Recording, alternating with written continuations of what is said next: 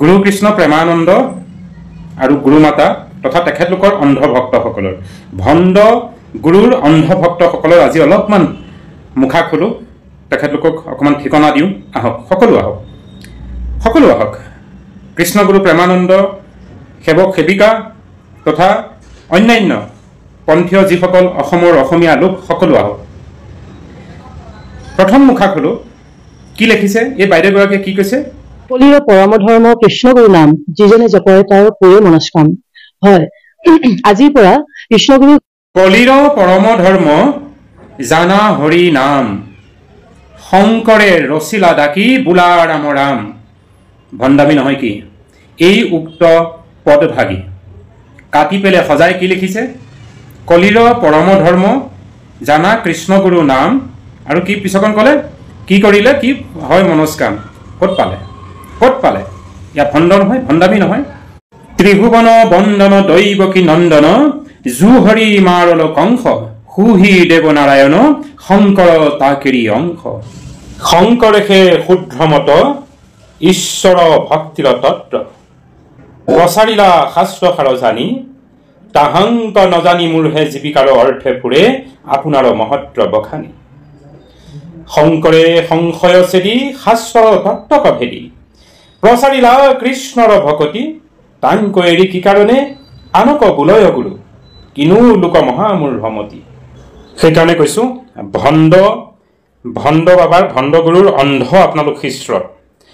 মোৰ আগৰ 2-3টা ভিডিঅ'ত আপোনালোকে কোনোৱে আৱেগ প্ৰকাশ কৰিছে, কোনোৱে মোৰ ওপৰত আৰু কিছু কথা আপোনালোকে অশুভ কথা কৈছে। সেইবোৰৰ কাৰণে মই কেয়াৰ নকৰোঁ, কাৰণ মহান মহান লোকসকলে কৈ গৈছে, ভগৱান শ্ৰীকৃষ্ণই কৈ গৈছে যে অন্যায়ৰ বিৰুদ্ধে ভুল য'ত তাৰ প্ৰতিবাদ কৰিব লাগে, আৰু য'ত শুদ্ধ তাৰ প্ৰশংসাও কৰিব লাগে। আৰু মই সেয়া কৰি আহিছোঁ, কৰি আছোঁ, আৰু মই কৰি যাম।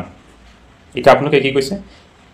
মোৰ আগৰ ভিডিঅ'টোত মই ইতিমধ্যে গোটেই বিষয়খিনি সংক্ষেপে সামৰি দিছোঁৱেই, কিন্তু এই কিছুমান আপোনালোকৰ কমেণ্টৰ ওপৰত মই লক্ষ্য কৰি, বা নতুনকৈ আৰু কিছুমান এই কৃষ্ণগুৰু প্ৰেমানন্দৰ যিবিলাক মানে কিছুমান গছত গৰু উঠা কথা আপোনালোকে প্ৰকাশ কৰি আছে, মানে মূৰ্খ সজাই আছে। এই আপোনালোকক কৈছোঁ, শিষ্যসকলক, আপোনালোক যে মূৰ্খ হৈ গৈছে, মই সুধিছোঁ কি বুলি কৈছে? কল্কি অৱতাৰ, দশ অৱতাৰ কি কল্কি অৱতাৰ। এই যে প্ৰেমানন্দ দত্ত গোস্বামী হ'ল, এওঁ কি কল্কি অৱতাৰ। শাস্ত্ৰ পঢ়িছেনে নাই? ভাগৱতত কি আছে? কীৰ্তনত কি লিখিছে? কলিৰ শেহত হইব কল্কি অৱতাৰ, কলিৰ শেহত হ'ব কল্কি অৱতাৰ। আৰু কলিৰ এতিয়া কেইবছৰ চলিছে? কলিৰ আয়ুস কিমান? 4,32,000 প্লাছ কিমানখিনি বছৰ। আৰু এতিয়া কিমান বছৰ গৈছে? এতিয়াৰ পৰা কলিযুগৰ আৰম্ভ হৈছে, এতিয়া ঠিক 5 লাখ কুছ অলপ আগুৱাই গৈছে প্লাছ। তেতিয়াহ'লে আপোনালোকে লক্ষ্য কৰক, য'ত লেখা আছে কলিৰ শেহত হইব কল্কি অৱতাৰ, তেতিয়াহ'লে আপোনালোকে য'ত মানে 5,000 বছৰ ক'ত আৰু 4,32,000 বছৰ ক'ত? এতিয়া ক'বলৈ গ'লে কলিৰ বয়স মাত্ৰ ধৰি লওক একেবাৰে তেনেই 2 বছৰীয়া চুচৰি ফুৰা বয়স। আৰু এতিয়াই কি আপোনালোকৰ মানে আপোনালোকৰ কথা মতে আপোনালোকৰ প্ৰেমানন্দ ভগৱান শ্ৰীকৃষ্ণ মানে কল্কি ৰূপে অৱতাৰ হৈ এই 2 বছৰ বয়সতে আহিলে। লেখা আছে শাস্ত্ৰত, কলিৰ শেহত হৈ বা কল্কি অৱতাৰ, ভগৱন্ত নিজে স্বয়ং আহিব কল্কি ৰূপে। আৰু কি কৰিবলৈ আহিব লেখা আছে? কলিৰ শেহত হৈ বা কল্কি অৱতাৰ, কাটি মাৰি মেলচক কৰিব বুন্দামাৰ। যিবিলাক মেলেচ আছে, মেলচ, এইবিলাকক বুন্দামাৰ দিব কাটি মাৰি। আৰু প্ৰেমানন্দ দত্তই আহি কাক বুন্দামাৰ দিছে? এইবোৰ কেৱল ফটো আমি আপোনালোকে কৰি নাথাকিব। আৰু কি কৈছে? শংকৰদেৱে হেনো বোলে কি কয়? শংকৰদেৱে হেনো বোলে এই প্ৰেমানন্দ কি কয় দত্ত। আপোনালোকক যদি প্ৰমাণ লাগে কওক, মোৰ তাত ভিডিঅ' আছে। আপোনালোকৰ এগৰাকী অন্ধ সেৱিকাৰ মুখত, ভক্তাৰ মুখত এই বাক্যষাৰ ওলাইছে। প্ৰেমানন্দই হেনো বোলে কৈছিল, দত্ত প্ৰেমানন্দই হেনো বোলে কৈছিলে যে মই শংকৰ ৰূপে আহোঁতে মোক ইয়াৰ পৰা খেদি পঠিয়াই কোচবিহাৰ পঠিয়াই দিছিল, আৰু মই এতিয়া আহিছোঁ পুনৰ। গতিকে শংকৰদেৱে আহি যিখিনি কৰিবলৈ বাকী থাকিল সেইখিনি আধৰিবলৈ আহিছে। গছত গৰু উঠাক হুলুঙাই কাণ খোজোৱা কথা নক'ব। কি কৈছে?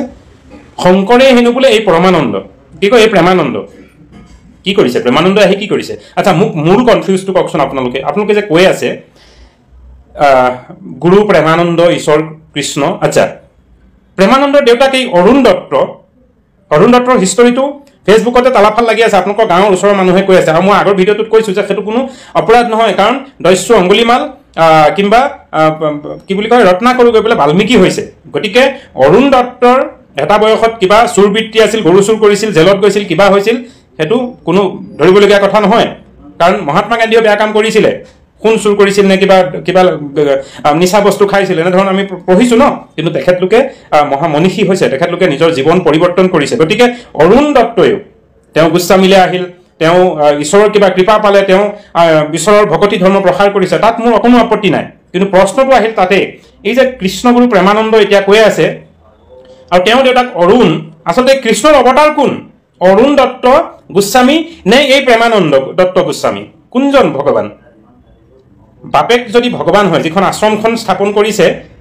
কোনোবা এজন সত্ৰাধিকাৰৰ তেওঁ দামোদৰ দেৱৰ কোনোবা এজন পৰম শিষ্যৰ সেই বোলে সেইখিনি ভূমি আছিল য'ত আজি অৰুণ দত্তই সেইখিনি তেওঁ আজি এই আশ্ৰম খুলিলে বোলে সেইটো মই নাজানো বাৰু এতিয়া কথা হ'ল অৰুণ দত্তই সেই আশ্ৰমখন খুলিছিলে অৰুণ দত্ত গোস্বামীয়ে তেওঁ জীৱনকালত আশ্ৰমখন প্ৰতিষ্ঠা কৰি তাক ষ্টেবিলাইজ কৰিলে আৰু তাৰ পিছত এই প্ৰেমানন্দ নে পৰমানন্দ এই দত্তই তেওঁ আজি ৰাজ্যভাৰ গ্ৰহণ কৰিছে মানে পিতৃপুৰুষৰ এইটো বংশানুক্ৰমে জানো গুৰু দায়িত্বভাৰ আপোনালোকে লৈছে মোৰ তাতো ক'ব লগা নাই এতিয়া প্ৰশ্নটো আহিছে ভগৱান কোনজন এই যে কৃষ্ণ প্ৰেমানন্দ আপোনালোকে যে ভগৱান গুৰু কৃষ্ণ প্ৰেমানন্দ যে কৈ আছে অৰুণ কুমাৰ কোন আছিলে অৰুণ দত্ত কোন আছিলে অৰুণ দত্ত যদি ভগৱান গুৰু কৃষ্ণ হয় তেতিয়াহ'লে প্ৰেমানন্দ কোন হ'ল মানে একেখন ঘৰতে বাপেকো হ'ল ভগৱান পিতেকো হ'ল ভগৱান মানে আৰু এতিয়া এই অৰুণ দত্ত গোস্বামীৰ এই প্ৰেমানন্দৰ এজন ল'ৰা সন্তান আছে দেখিছোঁ এই প্ৰেমানন্দৰ মৃত্যুৰ পিছত মানে তেওঁৰ পুতেক আকৌ ভগৱান হ'ব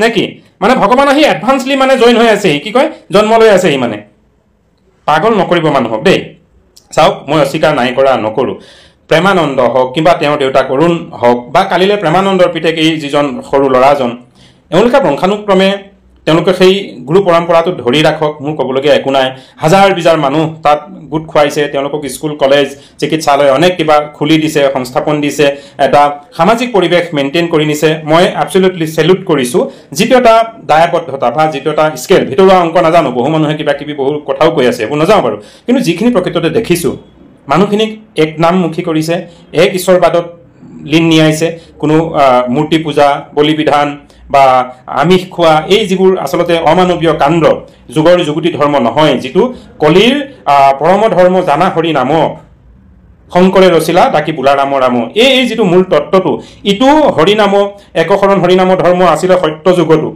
কিন্তু তাক কিবা সময়ৰ কালক্ৰমত ঢাক খাই গৈছিলে সেইবোৰ আমি সকলোৱে জানো শংকৰে মুদভাগী হৰিনাম উদ্ধাৰ কৰিলে বুলি আমি সকলোৱে জানি আছোঁ সেই শংকৰদেৱৰ যি শংকৰদেৱে এই গোটেই হৰিনাম যিটো গুপুত হৈ থকা হৰিনাম ধৰ্মটো শংকৰদেৱে প্ৰচাৰ প্ৰসাৰ কৰি পৃথিৱীলৈ মনুষ্যৰ লোকলৈ নৰলোকে উবা নৰলোক হৰি ভজুক বুলি সকলোকে দি থৈ গৈছে তেনেস্থলত আজি অৰুণ দত্তই আজি প্ৰেমানন্দই কাইলৈ তেওঁৰ পুতেকে নিজে একোজন স্বয়ং ভগৱান বুলি তেওঁলোকে কিয় কৰিবলৈ মৰসাহ কৰিছে মানে মই কৈছোঁ এই প্ৰেমানন্দৰ চৰণলৈ মই তেওঁৰ ওচৰত এজন যে আচাৰ্যৰ ওচৰত বা এজন হৰি ভকতিৰ জ্ঞান প্ৰচাৰ প্ৰসাৰ কৰা ভকতি ধৰ্ম প্ৰচাৰ প্ৰসাৰ কৰা ব্যক্তিৰ ওচৰত মই যেনেকৈ যাওঁ মই নমস্কাৰ ব্যক্ত কৰোঁ মই তেওঁৰ সৈতে ধৰ্ম কথা পাতোঁ মই দস্তুমত যাম কিন্তু স্বয়ং ভগৱান বুলি কোৱা এনে ভণ্ড গুৰুৰ ওচৰলৈ কাহানিও নাযাওঁ আৰু যিসকল গৈ আছে মই আপোনালোকক কৈছোঁ আপোনালোক ভণ্ড মহা মানে ভণ্ড গুৰুৰ অন্ধ আপোনালোক শিষ্য কিয় নহয় কিয় আপোনালোকে মোক কওক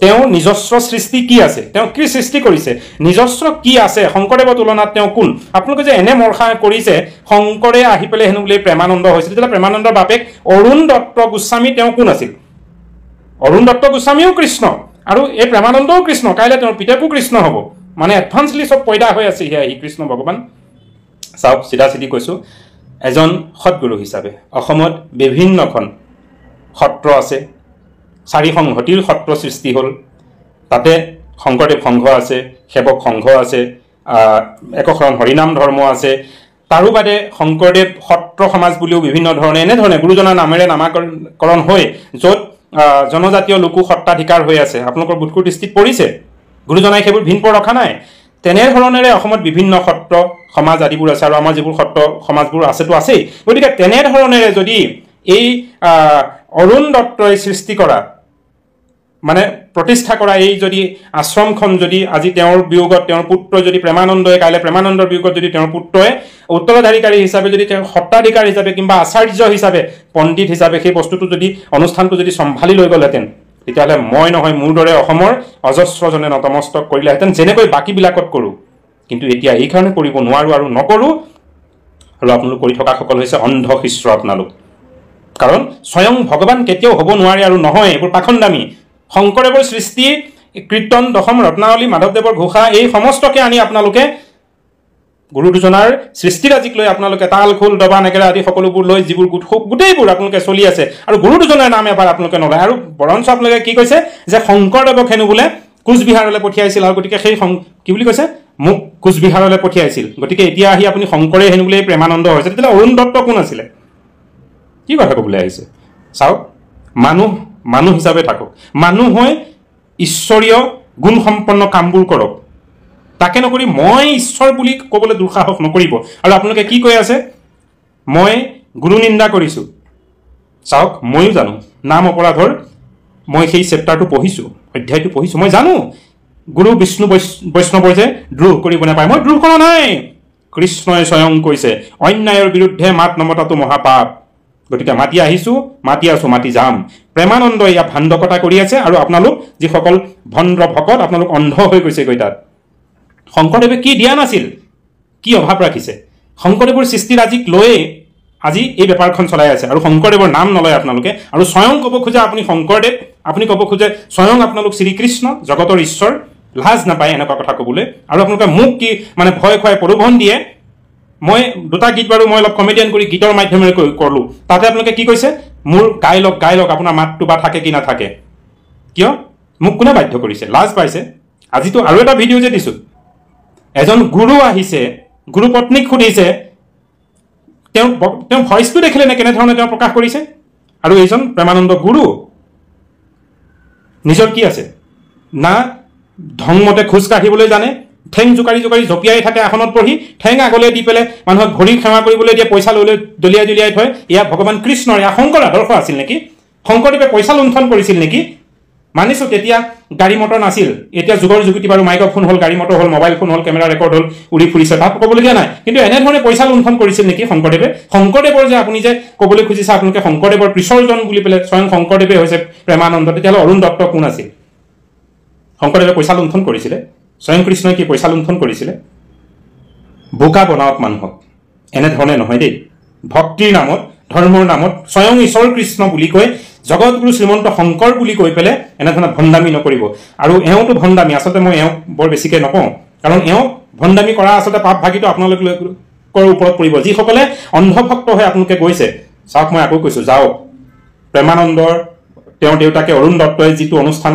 গঢ় দিলে তাক মই ধন্যবাদ জনাইছোঁ মই নমস্কাৰ জনাইছোঁ সেই অনুষ্ঠানটো আৰু সুৱগা হওক তাত মই বেলেগ ভুল দেখা নাই আজিলৈকে নকওঁ বাৰু যদিও কিবা শুনি মেলি আছোঁ কিন্তু কথা হ'ল স্বয়ম্ভু ঈশ্বৰ কৃষ্ণ শংকৰদেৱ বুলি প্ৰেমানন্দই নিজকে কোৱা জহুৱা এই দুৰ্সাহটো মৰ্সাহটো নকৰিব আৰু এনে দুৰ্সাহ মৰ্সাহৰ মই প্ৰতিবাদ কৰি কিবা এটা ক'বলৈ যাওঁতে গুৰুনিন্দা কৰিছোঁ গুৰুনিন্দাৰ মোক দুখে চুব বুলি মোক ভয় নোখোৱাব প্ৰলোভন নিদিব সেইসমূহ শাস্ত্ৰ আমিও পঢ়িছোঁ গুৰুৰ কৃপা হৃদিস্থিত হৈ পৰম গুৰু শ্ৰীমন্ত শংকৰ শ্ৰীকৃষ্ণ জগতগুৰু আমাৰ হৃদয়তো আছে শাস্ত্ৰ আমিও অধ্যয়ন কৰিছোঁ প্ৰেমানন্দ তুমি এতিয়া জীয়াই আছা কাইলৈ তোমাৰ পুত্ৰই তোমাৰ ৰাজ্যভাৰ লওক আমাৰ তাত কোনো কথা নাই পৰম্পৰাভাৱে তোমালোকে সেই অনুষ্ঠানটো চলাই নিয়া কিন্তু স্বয়ম্ভু ভগৱান কেতিয়াও আখ্যা দিবলৈ দুঃসাহস নকৰিবা এজন আচাৰ্য হিচাপে জীয়াই থকা আচাৰ্য ফুল ফৰ্মটো কি বুজি লোৱা নিজকে স্বয়ম্ভু ভগৱান আখ্যা নিদিবা অন্ধসকলকো কৈছোঁ আচাৰ্য হৈ মহাপুৰুষ শ্ৰীমন্ত শংকৰদেৱ তথা মাধৱদেৱৰ